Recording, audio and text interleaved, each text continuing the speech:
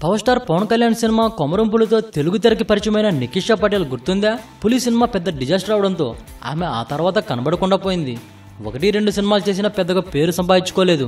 రీసెంట్గా అరకు రోడ్డు సినిమాలో నటించిన ఈమె ఓ ఇంటర్వ్యూలో నచ్చిన వాడితో డేటింగ్ చేస్తానని స్టేట్మెంట్ ఇచ్చి అందరినీ ఆశ్చర్యపరుస్తుంది. పెళ్లి కాకుండానే యువతీ యువకులు కలిసి జీవించడం ఇది ఎక్కువగా పాశ్చాత్య దేశాల్లో కనిపించిన ఈ సంస్కృతి భారతదేశంలో కూడా ప్రవేశించింది. ముఖ్యంగా సినిమా రంగంలో ఇది ఎక్కువగా జరుగుతూ ఉంటుంది.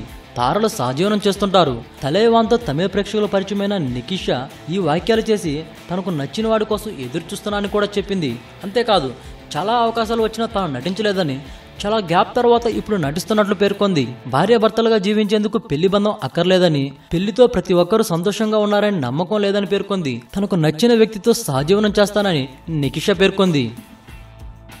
ఈ వీడియోపై మీ విలువైన కామెంట్స్ ని మాతో షేర్ చేసుకోండి. అండ్ ఇంకో విషయం, సబ్స్క్రైబ్ చేయడం మర్చిపోకండి.